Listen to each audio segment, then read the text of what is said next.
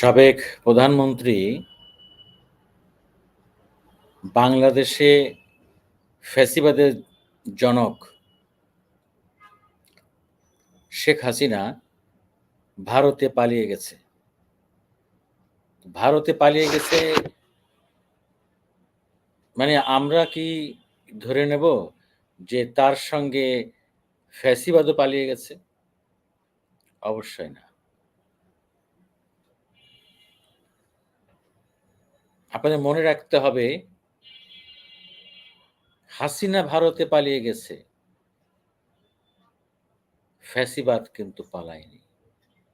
হাসিনা বাংলাদেশের যেসব মানুষের মননে মস্তিষ্কে ফ্যাসিবাদকে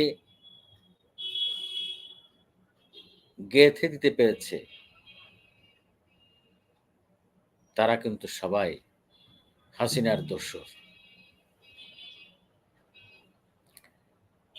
বাংলাদেশে হাসিনার অনুগত বাহিনী সব জায়গায় সক্রিয় আছে।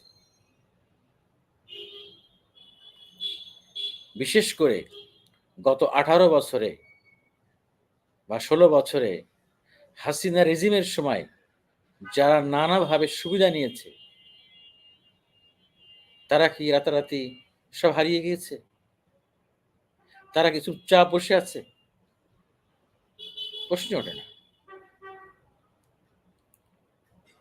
কেউ চুপচাপ বসে নেই। সবাই ভিতরে প্রস্তুতি নিচ্ছে। সুযোগ পেলেই কিন্তু তারা সবল দিয়ে বসবে। যারা চেয়েছিল মনে প্রাণে হাসিনা আজীবন বাংলাদেশের প্রধানমন্ত্রী থাকবে এবং হাসিনার মৃত্যুর পরেও তার সন্তানরা এদেশে প্রধানমন্ত্রী হবে। যারা ২০৪১ পর্যন্ত হাসিনাকে ক্ষমতায় রাখার স্বপ্ন দেখেছিল, তারা কি মনে করছেন যে জুলাই আগস্টের এই বিপ্লবের পরে ৫ই আগস্টের পরে সব ভালো হয়ে গেছে? না, ভালো তারা হয়নি। আমি মনে করি চারিদিকে সব জায়গায় হাসিনার দোসররা সক্রিয় এবং সতর্কভাবে সক্রিয় আছে।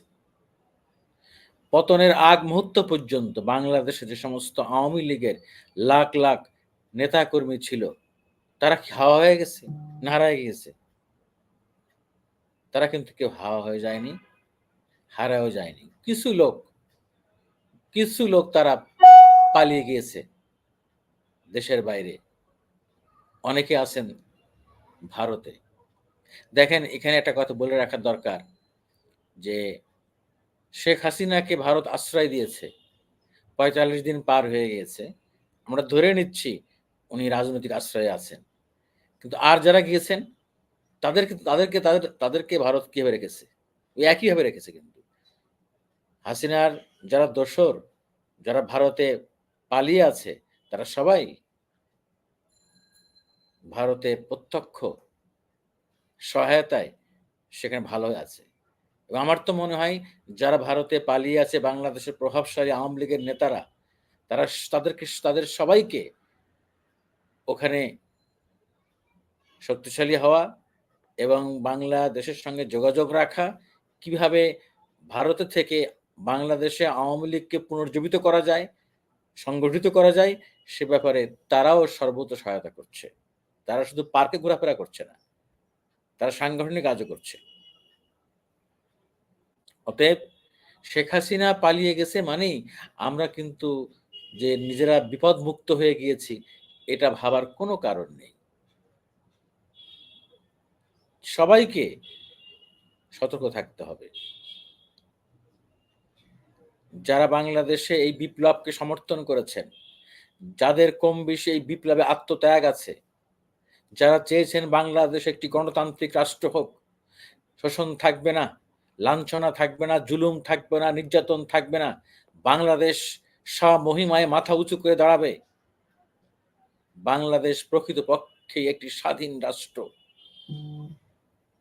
হবে, তাদের প্রত্যেকের উচিত কাঁধে কাঁধ মিলিয়ে ঐক্যবদ্ধ থাকা এবং যেকোনো মুহূর্তে যেকোনো ধরনের ষড়যন্ত্র কনস্পিরেসি হতে পারে, সে ব্যাপারে সজাগ থেকে প্রত্যেককেই দেশপ্রেমী হতে হবে এবং শপথ নিতে হবে যাতে ভবিষ্যতে কেউ আর এখানে ফ্যাসিজম জন্মাইতে না পারে, ফ্যাসিস্ট তৈরি করতে না পারে।